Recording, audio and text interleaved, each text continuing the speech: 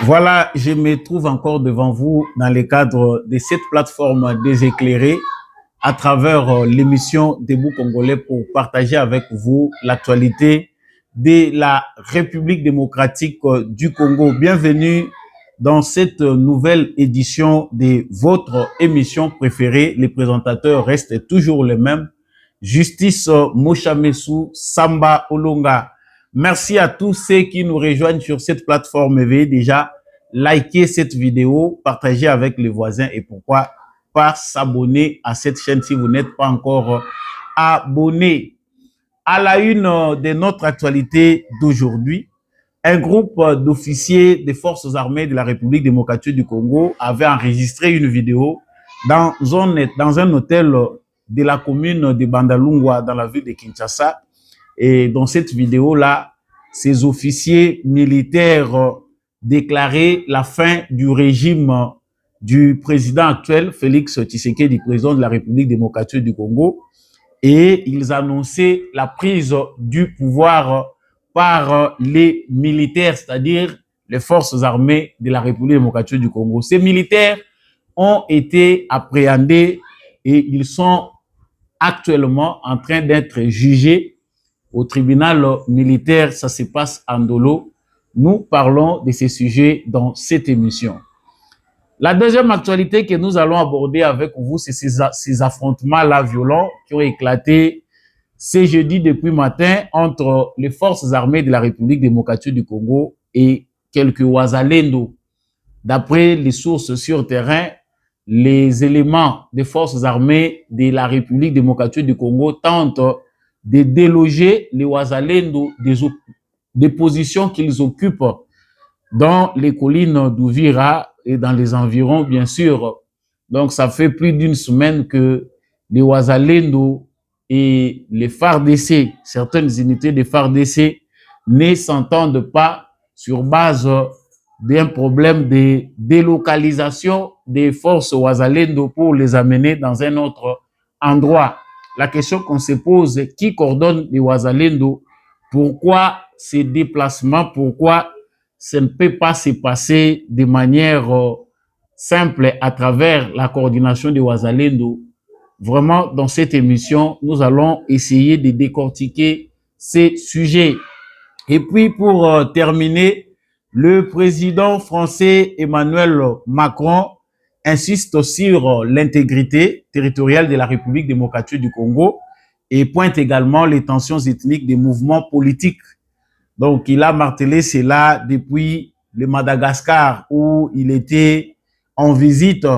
Donc, il a essayé de répondre à la question de la journaliste qui lui a été posée sur les rôles ambigus que joue la France à travers la situation à l'est de la République démocratique du Congo. Voilà les titres pour l'actualité que nous allons aborder avec vous tout à l'heure dans le cadre de cette émission. Merci à vous qui nous avez choisis et merci à tous ceux qui sont abonnés à cette chaîne. Si vous ne l'avez pas encore fait, faites-le déjà, abonnez-vous, likez cette vidéo et surtout n'oubliez pas de la partager avec votre voisin. Les commentaires sont facultatifs. Vous pouvez nous dire, vous nous suivez depuis ou en République démocratique du Congo et vous nous suivez à partir de quel pays à travers le monde. Voilà, comme je venais de le dire au sommaire de cette émission, il y a un groupe des officiers des forces armées de la République démocratique du Congo qui a été appréhendé à partir des événements qui se sont déroulés hors caméra. Ces événements se sont déroulés dans la commune de Bandalungwa. Ça se passe dans la ville de Kinshasa où quelques officiers des forces armées de la République démocratique du Congo, FARDC, ont décidé, on ne sait pas logiquement qui est l'instigateur, mais ils ont décidé de tourner une vidéo dans un hôtel de la place où ils sont en train de déclarer la fin du régime de Félix Tshisekedi et ils annoncent la prise du pouvoir par les militaires. Je vous laisse quand même suivre ces reportages, cette vidéo d'un confrère qui parle de ces jugements qui se passent en ce moment à la prison d'Indolo. Suivez. Monsieur le Président de la Haute Cour militaire, mon général. Le dévoilement du discours déclarant la fin du régime de Tshisekedi et la prise du pouvoir, prononcé par le colonel Mesme, rapporteur du collège des officiers des FARDC accusés de complot dans le but de détruire les régimes légalement établis, a fait l'objet de cette audience de la haute cour militaire tenue en chambre foraine à la prison militaire d'Indolo, dans la commune de Barumbu. On voici donc un extrait de cette adresse faite dans un hôtel de la place dans la commune de Bandalungwa. Déclare faisait temps de nouveaux complots des forces occultes pour s'accaparer de notre pays par des méthodes criminelles, le collège des officiers des forces armées de la République démocratique du Congo a décidé de prendre ses responsabilités devant la nation et devant le monde pour défendre et sauver la patrie. Le déluge qui se gouverne notre pays actuellement est le résultat d'un accord obscur entre Joseph Kabila Kabange et Félix Tshisekedi Tshilombo sous les auspices de prédateurs aussi bien internes qu'externes. Leur comédie politique, de mauvais goût et leur complaisance envers les forces terroristes qui ont envahi le territoire national ont déjà fait couler beaucoup de sang innocent. Nous avons décidé de les stopper net. S'en est suivi la confrontation par la haute juridiction militaire de certains prévenus se trouvant dans cette vidéo projetée. Celui-ci, par exemple, s'est dit être surpris de sa présence dans la vidéo les jours des faits. On s'est retrouvé à double mission. Mission Yambo. Naya Nazwa Mutuka, pour nous faire dans la garage. Et puis, ma présence dans cet endroit se justifie par le fait que je devrais bénéficier du colonel Mesme de quelque chose pour la survie de ma maison. Pour le reste de ce qu'il avait prévu concernant les renversements du pouvoir, j'ai été tout simplement surpris. Deux, les surprises pour la première fois, A noter que 40 prévenus comparaissent dans cette affaire, dont le général Erickson Inyengele Bakati de l'unité garde républicaine que le ministère public considère comme étant les chefs des bandes. Voilà, comme vous venez de les suivre, ça se passe à la prison maintenant d'Indolo où une quarantaine de militaires congolais sont arrêtés parce qu'ils sont soit complices, soit impliqués directement dans ces coups d'État ratés qui devaient avoir lieu à partir de la ville de Kinshasa. Et parmi les visages que vous avez vus, il y a presque toutes les unités des forces armées de la République démocratique du Congo, toutes les tendances confondues. Il y a là des éléments de la force terrestre, les éléments de la force navale, force aérienne, et il y a même des éléments de la garde républicaine.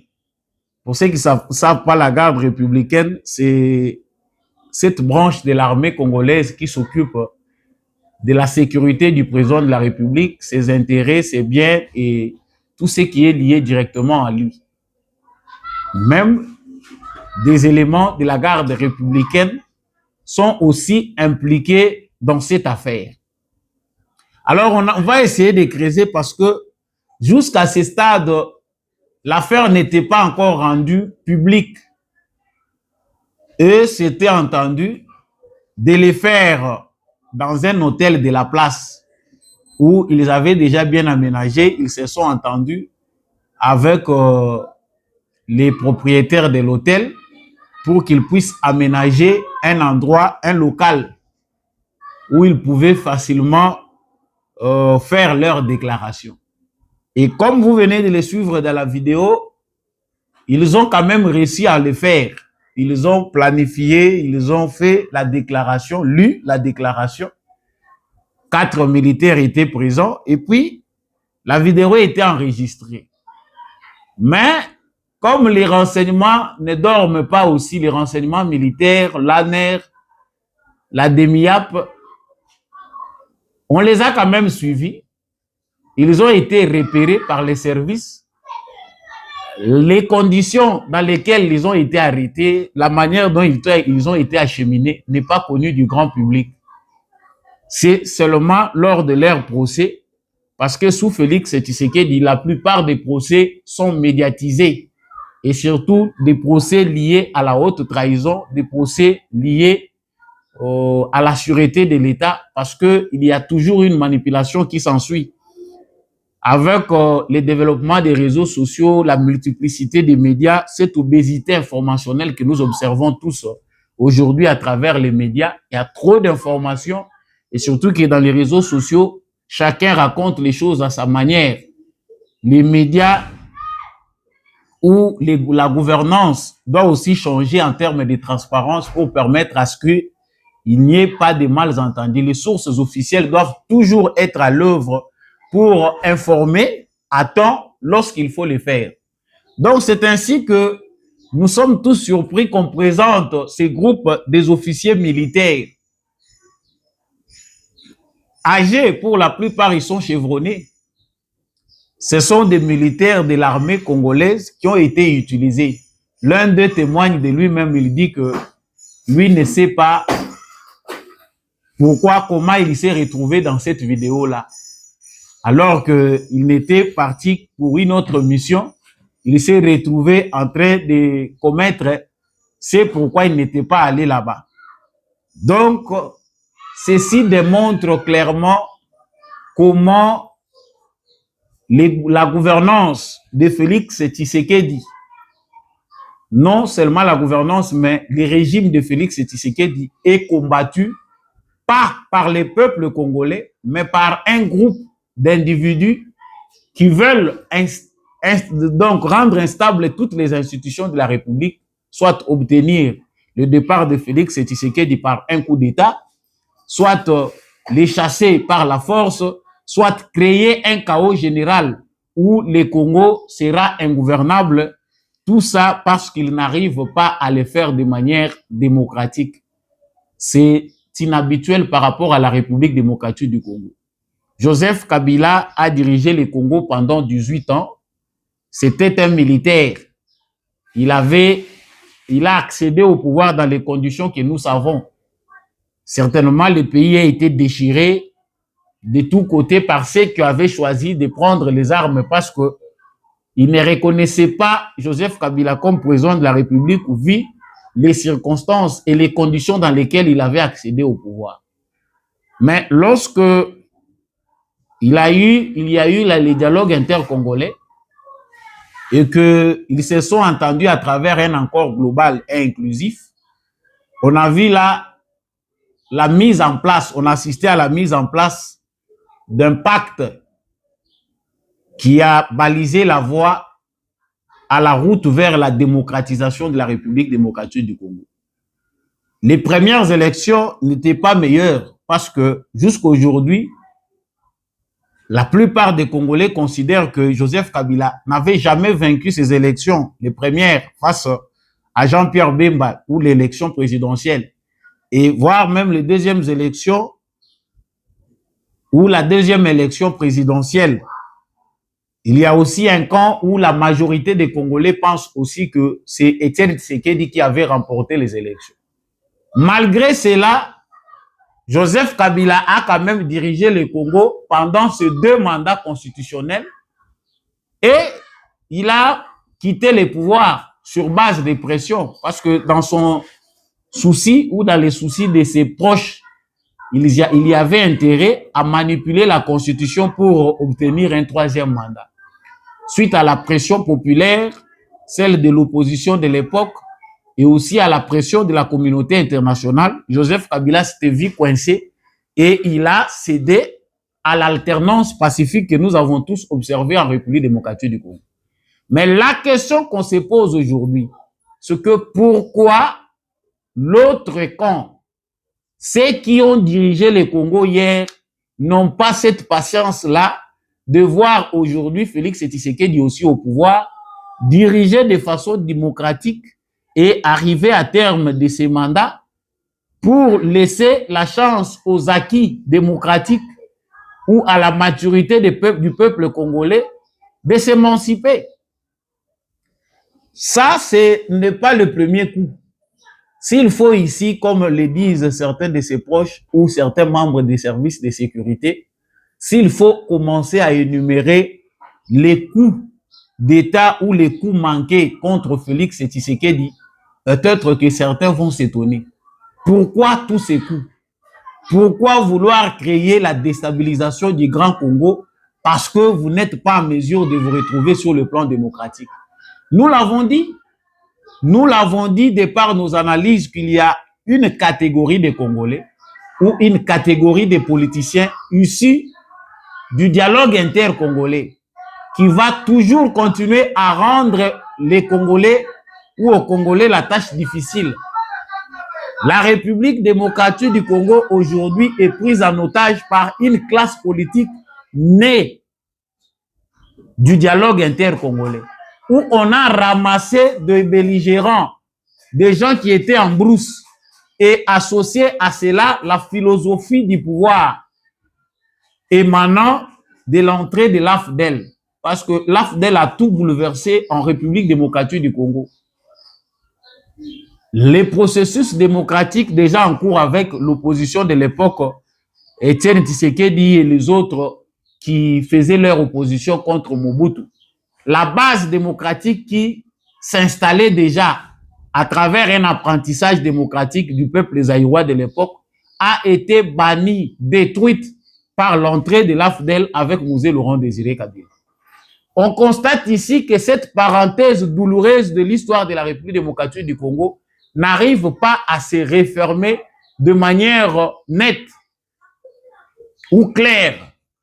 Ces politiciens-là, si ce ne sont pas ceux qui ont accompagné Mosé ou ceux qui l'ont trahi, ceux-là qui l'ont trahi pour qu'il soit assassiné, c'est ceux-là qui ont entouré Joseph Kabila pendant ses 18 ans de règne, qui ne veulent pas que la démocratie soit respectée en République démocratique du Congo.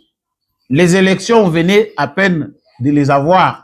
Les élections venaient d'avoir lieu en République démocratique du Congo l'année 2023. Mais il y a un camp qui est celui de Joseph Kabila qui a donné l'ordre à ses partisans de ne pas participer aux élections. Un peu comme à l'époque de Etienne Tshisekedi, qui avait demandé à l'UDPS, son parti politique, et il avait même demandé au peuple congolais de ne pas assister, de ne pas aller aux élections parce que ces élections étaient truquées. C'était des élections où les résultats étaient connus d'avance. Cela n'avait pas empêché M. Joseph Kabila et sa famille politique d'organiser les élections. Ils sont allés quand même, le peuple congolais aussi, n'avait pas dans l'ensemble obéi à la voix d'Etienne Tshisekedi. Les élections ont eu lieu et les autres ont parlé même de la mort de lutte politique de l'UDPS. Ils ont dit que voilà, le train est déjà parti, l'UDPS ne va plus se retrouver dans la scène politique. Il faut assumer ses choix. Et on n'a pas vu là où les partis actuels au pouvoir, l'Union pour la démocratie et le progrès social, a pris les armes pour revendiquer les pouvoirs, pour chercher à conquérir les pouvoirs. Mais comment voulez-vous qu'un régime qui a été installé au pouvoir par de voie démocratique puisse céder la place à un autre régime barbare ou à un coup d'État? Ça, c'est la conséquence de l'enracinement de l'AFDEL dans la vie politique de la République démocratique du Congo. En dehors du coup d'État de Joseph Désiré Mobutu, ancien président du Zaïre ou du Congo, l'autre coup d'État, l'autre événement qu'on peut facilement assimiler au coup d'État, c'est l'accession de Joseph Kabila au pouvoir, parce que la logique veut que c'est lui qui assassinent accèdent au pouvoir. Mais on se pose la question ici chez nous, pourquoi à ce stade il faut qu'on voie ça en République démocratique du Congo? En tout cas, les analyses démontrent clairement que cette aventure, ces coups d'État manqués où des officiers militaires se retrouvent, je ne sais pas, dans une boîte ou dans une chambre d'hôtel pour monter une vidéo créée, parce que je ne pense pas que vraiment avec une telle vidéo et ça, ils auront facilement à contrôler toute la République démocratique du Congo. Ça sera un grand chaos. Ces coups d'État, la République démocratique du Congo n'est pas un pays qui a la culture des coups d'État et c'est pas facile de faire un coup d'État en République démocratique du Congo vu comment fonctionne l'armée congolaise et la culture aussi des officiers militaires congolais n'est pas propice à un coup d'État. L'armée congolaise n'a pas cette culture un peu comme celle des armées ouest-africaines où il y a facilité de mener des coups d'État et puis sur toute l'étendue du territoire, ça obéit. En République démocratique du Congo, c'est toute une autre réalité. Faire un tel geste, manipuler des officiers militaires, leur donner l'argent, penser que cela aura un impact. Nous pensons clairement ici que les initiateurs savent bien qu'ils ne pouvaient pas arriver à terme de leur coup d'État, mais ils veulent créer ou déstabiliser les institutions, paralyser les institutions pour mettre cela sur le dos de Félix Tshisekedi. Comme ça, les présenter à l'opinion internationale ou sur le plan international comme étant incapables de diriger la République démocratique du Congo. Ceci est l'œuvre des opposants de Félix Tshisekedi qui sont incapables de mener une opposition sérieuse face à lui. Parce que le peuple congolais est là. Félix Tshisekedi dirige. S'il y a quelque chose qui ne va pas, la démocratie oblige à ceux qui s'opposent d'aller vers le peuple congolais. C'est bien lui que vous devez convaincre dans le contexte de la démocratie. Il n'est pas logique que dans un contexte de démocratie, des gens se rebellent aillent prendre les armes pour venir revendiquer, enfin dire que nous défendons les droits des Congolais. C'est absurde. Voilà pourquoi la majorité des Congolais n'ont pas confiance à ceux qui prennent les armes. Et surtout que les séquelles, les conséquences des prises d'armes par certains citoyens de la République démocratique du Congo sont néfastes et ne s'effacent pas facilement dans les mémoires des Congolais. Et les politiciens qui sont aujourd'hui aux affaires, certains parmi eux ont été dans les mouvements rebelles.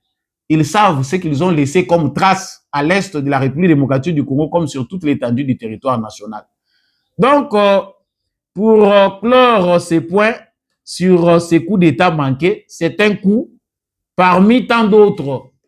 Et les militaires congolais doivent aussi savoir réfléchir. Il n'y a pas que l'argent qui compte. On peut vous donner parce qu'aujourd'hui, la corruption à la République démocratique du Congo veut qu'on manipule n'importe qui. Et certains militaires qui se croient, qui pensent qu'ils doivent être loyaux, non à la République, mais plutôt à Joseph Kabila, ou à ceux qui les ont offert des postes sans se baser sur la méritocratie. Parce qu'ils ont aujourd'hui des immeubles, ils sont millionnaires, ils font des affaires, mais avec des tenues comme étant des militaires au service de la patrie. Cette trahison, nous pensons qu'elle doit être réprimée sévèrement. Voilà d'autres candidats à la peine de mort. Et lorsqu'on rétablit la peine de mort comme ça, c'est des pays de l'autre côté, la France et d'autres pays. C'est l'Union européenne qui vient pour dire non, voilà, il ne faut pas rétablir la peine de mort. Elle est contre la justice et la dignité humaine. Mais vous savez que dans ces pays-là, il y a eu aussi la peine de mort. Pourquoi vous ne voulez pas que nous passions aussi par l'expérience que vous êtes passé? C'est absurde. Vous voyez quand ici, le gouvernement de la République démocratique du Congo, le président de la République démocratique du Congo a décidé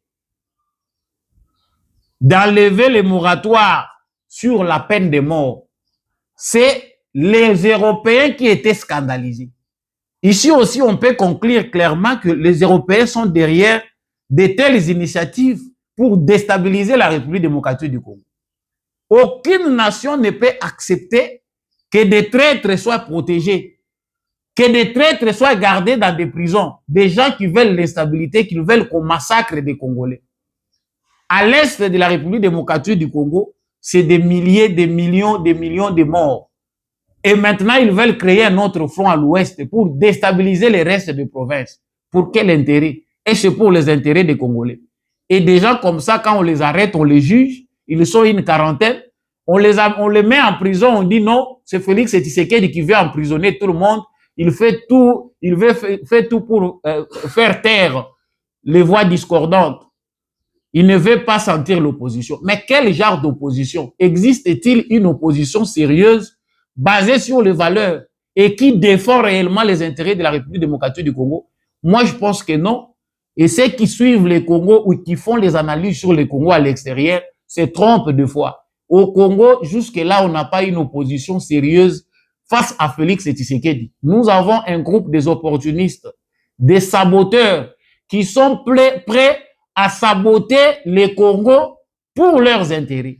Donc, il faut du chantage à Félix Tshisekedi. Ils sont prêts à prendre les armes pour revendiquer ce qu'ils peuvent faire de manière pacifique en convainquant le peuple congolais. Donc, chers téléspectateurs, cette énième aventure, c'est connu. Parce qu'avant celle-ci, il y a eu encore une autre cinquantaine des officiers militaires qui, l'année passée, sont passés encore à la prison d'Endolo où le tribunal militaire était en train de les juger. Ils conspiraient contre la République, ils étaient dans des réunions, on leur a distribué de l'argent. La prison d'Endolo peut aujourd'hui totaliser, je pense que ça peut être scandaleux, mais il faut savoir le nombre. La prison d'Endolo est déjà saturée des officiers militaires congolais qui trahissent la République. Est-ce que les Congolais s'en rendent compte? Je vais prochainement, dans l'émission qui suit, vous publier la liste des condamnations des officiers. Les officiers qui ont été condamnés, soit par trahison au front, soit parce qu'ils conspiraient contre la République et ils voulaient faire un coup d'État ici à Kinshasa. Vous verrez que c'est dans déjà plus de 400, on va vers les 500. Des militaires. Les Congolais seuls peuvent en tirer toutes les conséquences pour savoir s'il faut faire un retour en arrière de 30 ans pour aller réveiller les vieux démons, continuer à aller de compromis à compromis où il faut catégoriquement mettre fin à ces systèmes pour imposer la démocratie où seuls ceux qui sont capables de convaincre le peuple par les méthodes démocratiques peuvent accéder à des postes de direction dans la République démocratique du Congo. J'ai parlé d'un autre sujet ici très important, c'est celui des affrontements violents qui ont éclaté aujourd'hui à Uvira entre les forces armées de la République démocratique du Congo et les Wazalendo. Je pense que sur le plan international, il y a des critiques, et non seulement des critiques, mais il y a aussi de ceux-là qui, comment dirais-je, sont en train de présenter les Wazalendo ou les volontaires pour la défense de la patrie comme étant des éléments dangereux qui sont contre la paix. Vous verrez que ces mouvements aujourd'hui qui sont coordonnés, où tout le monde s'appelle Wazalendo, c'est l'ensemble de toutes ces groupuscules, des mouvements, des structures, des rébellions qui ont accepté l'appel du président Félix Tshisekedi de se constituer en groupe de défense pour mettre l'ennemi hors état de nuire. Voilà même l'importance du mouvement Wazalendo. Mais quand aujourd'hui de telles informations parviennent aux oreilles des Congolais, où on entend dire que depuis le matin, les habitants d'Uvira sont dans leur maison parce que les Wazalendo sont en train de s'affronter au FARDC. En tout cas, il y a à craindre sur la coordination de ces mouvements de soutien aux forces armées de la République démocratique du Congo. Il y a de cela 2 semaines que nous recevons des informations des habitants d'Uvira. Pour la plupart, les Wazalendo qui ont défendu la ville d'Uvira, alors que les éléments de FARDC s'étaient déjà retirés, ont gagné la confiance de la population sur place. Et ces Wazalendo devaient être maintenus parce que pour eux, ce sont leurs défenseurs. Ce sont eux qui ont fait que Uvira ne tombe pas avant que l'armée congolaise ne revienne. Ça, c'est ce qui est dans la mémoire collective. Mais depuis un certain temps, sur base de la stratégie du commandant de la 3e zone de défense, c'est-à-dire cette zone-là de guerre, le général Pacifique Massunzu, ou peut-être encore de la direction de FARDC, il a été décidé qu'il faut retirer les Wazalendo des positions qu'ils occupent à Uvira et dans les environs. Cette décision n'a pas l'adhésion populaire, même si ce n'est pas la population qui doit se sécuriser elle-même, même si la population ne maîtrise pas la stratégie de la guerre, mais elle s'habitue à faire confiance à ceux qu'ils pensent le défendre. Mais cette décision mal coordonnée ou mal orientée engendre des conflits. C'est ainsi que certains Wazalendo qui ne veulent pas se déplacer de ces positions-là, lorsqu'on envoie des FARDC pour leur dire que vous devez quitter vos positions et vous replier de l'autre côté parce que ici c'est l'armée qui doit prendre place, ils conçoivent cela comme une trahison. Ils pensent que les FARDC sont là pour prendre leur position afin de les laisser entre les mains de l'ennemi. Le multiple trahison de certains officiers de FARDC a fini par trahir la confiance, voire celle de la population congolaise ou encore celle de certains groupes Wazalendo qui pensent que plusieurs officiers des forces armées de la République démocratique du Congo sont des lâches parce que là où il faut affronter, ils doivent se retirer. Ils se retirent. Là où il faut résister, ce sont eux qui sont les premiers à se replier.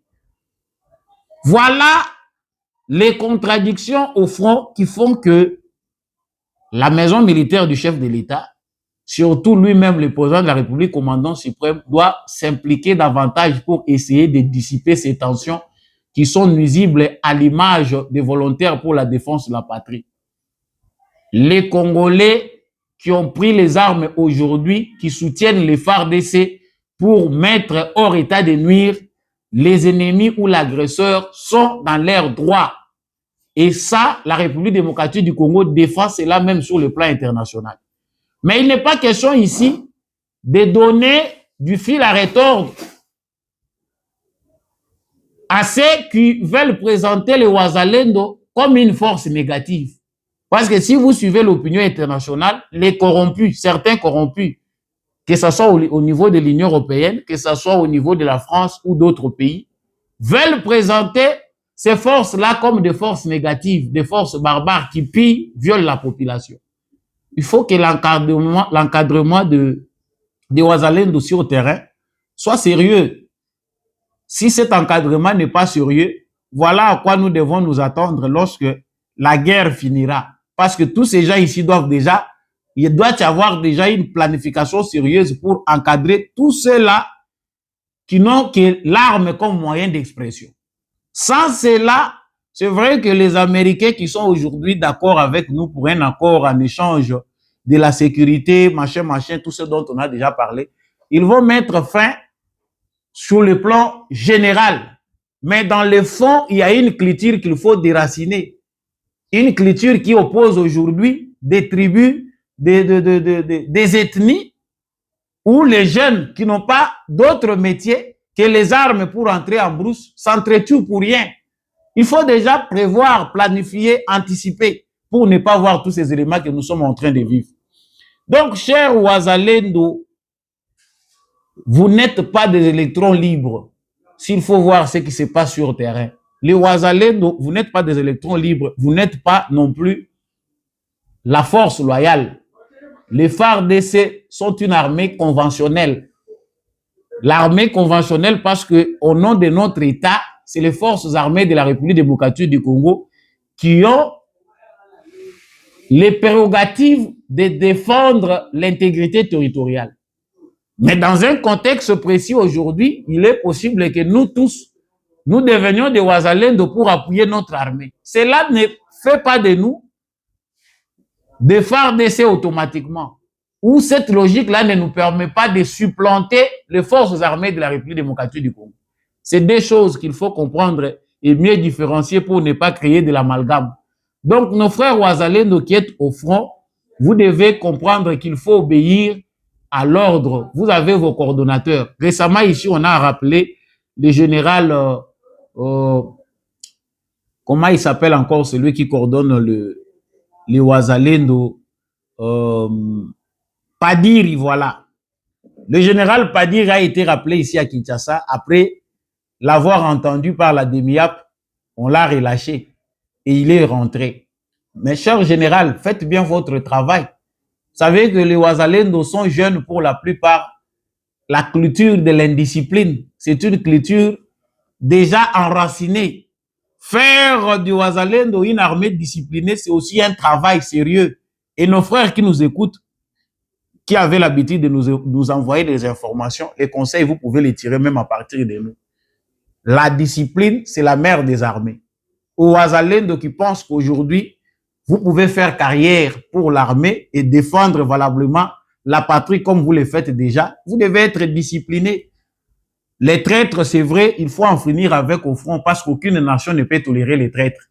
Mais voir ces spectacles parvenir aux oreilles et surtout la peinture qu'en fait les médias internationaux n'est pas bon à partager. Voilà un peu notre analyse de la situation de ces affrontements entre les Wazalendo et les forces armées de la République démocratique du Congo. Et il y a même des détails importants qu'on ne souhaite pas beaucoup marteler dessus. Certains disent que c'est pour quelques intérêts, certains sont là parce qu'ils pensent que c'est leur base stratégique, et ainsi de suite. Et cher FARDC qui allait récupérer les places ou les endroits où se trouvent les Wazalendo, faites-les bien, tout en sachant qu'on a doublé vos salaires. On a doublé les salaires des policiers, on a doublé les salaires des forces armées de la République démocratique du Congo. Il n'est plus question aujourd'hui qu'on entende demain que Ouvira est tombé parce que la riche de l'autre côté n'est plus à présenter. On sait ce que sont les Rwandais et surtout les régimes de Paul Kagame. Alors, il ne faut pas prendre pour argent comptant les discussions ou la fumée blanche ou je ne sais pas quoi, ce qui se passe de l'autre côté, penser que voilà, tout est déjà gagné et bientôt là, ça sera la paix. Non, ne travaillez pas comme des politiciens. L'armée n'est pas faite pour la diplomatie. L'armée, c'est pour les combats. Et je termine ici par cette déclaration du président français Emmanuel Macron qui dit encore, réaffirme l'engagement de la France face à l'intégrité territoriale de la République démocratique du Congo. Je les cite, l'intégrité territoriale et la souveraineté des Congolais doivent être respectées et les tensions ethniques doivent être traitées politiquement. C'est ce qu'a déclaré mercredi le président français. Je vous invite à les suivre avant de faire l'analyse dans cette émission. Sous l'impulsion américaine, le président Zelensky a fait un geste incroyable. Il a dit « Je suis d'accord pour un cessez-le-feu inconditionnel ». La seule chose que nous avons à faire, la seule chose, je l'ai redit au président Trump que j'ai eu il y a 2 jours nuitamment, la seule chose, c'est qu'enfin le président Poutine arrête de mentir. Quand le président Poutine parle aux négociateurs américains, il leur dit « je veux la paix ». Quand il parle à la planète entière, il dit « moi je veux la paix ». Il continue de bombarder l'Ukraine. Il continue de tuer des vies en Ukraine. Il n'y a qu'une seule réponse qu'on attend. Est-ce que le président Poutine est d'accord pour un cessez-le-feu inconditionnel? Les Américains l'ont proposé, les Européens le soutiennent, le président Zelensky a dit oui. Si le président Poutine dit oui, les armes se taisent demain, les vies sont sauvées. La communauté internationale n'a qu'une chose à faire. Et l'énervement américain ne doit se porter que sur une seule personne, le président Poutine. Il doit répondre à la question qu'il leur pose.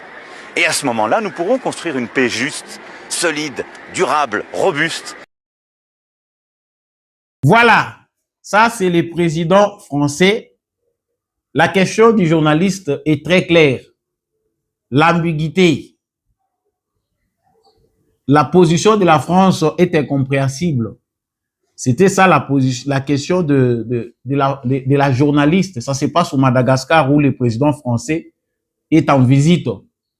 Cette question sur la République démocratique du Congo reprend le dessus parce que le rôle de la France dans ces conflits n'est pas compris.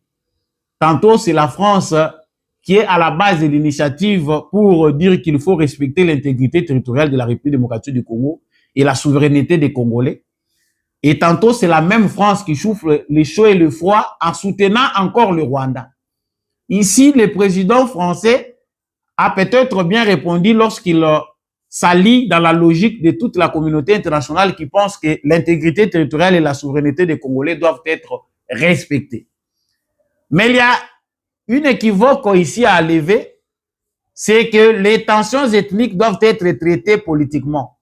On ne sait pas sur quoi ou les vrais détails, les détails importants des tensions ethniques dont fait allusion le président français. Les tensions ethniques en République démocratique du Congo n'existaient pas et n'ont pas existé avant l'avènement de Paul Kagame au pouvoir. Peut-être que c'est une mauvaise compréhension qu'il veut partager avec nous, mais en se basant sur leurs intérêts, parce que jusque-là, il y a des intérêts français à l'est de la République démocratique du Congo via le Rwanda, où on a démontré clairement qu'il y a le porte-parole du mouvement M23 qui gère une entreprise, qui a une entreprise en France. Et cela, ça se passe sous les yeux du monde entier. Et quand le président français pense qu'il y a des tensions ethniques qu'il faut traiter politiquement, de quelle ethnie s'agit-il? Parce que les rwandophones du Congo ne forment pas une ethnie. Il n'y a pas une ethnie de rwandophones au Congo. Les Banyamulenge, les Banyarwanda, ça n'existe pas dans le répertoire des ethnies congolaises. Alors les tensions ethniques, c'est par rapport à quoi? Voilà pourquoi les Congolais dans la majorité n'ont jamais été d'accord avec le président français qui a toujours l'habitude, même lorsqu'il veut condamner les Rwandais, il amène toujours quelque chose pour équilibrer de sorte que Kagame ne soit pas condamné ou sanctionné. En tout cas, il y a beaucoup de choses à parler sur ces points. Et moi, je pense que le président français ne veut pas dire la vérité. Et c'est dont on les reproche est beaucoup basé sur les intérêts français. Donc, la France n'a pas encore trouvé qu'il est important de distinguer entre les intérêts du Rwanda et ceux de Kagame par lesquels ces intérêts-là sont protégés.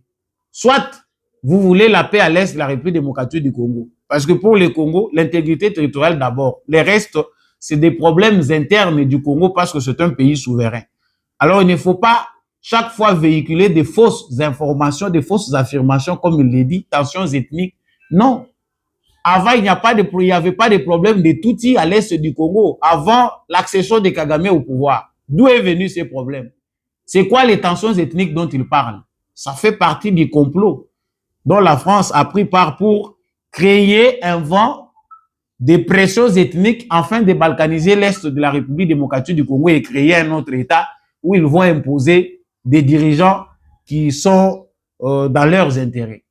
Merci de nous avoir suivis sur cette plateforme Debout Congolais. Merci à tous ceux qui partagent nos analyses et notre décryptage de l'information. C'est Samba Olonga de Père et de Mère, Justice Moucha Messou.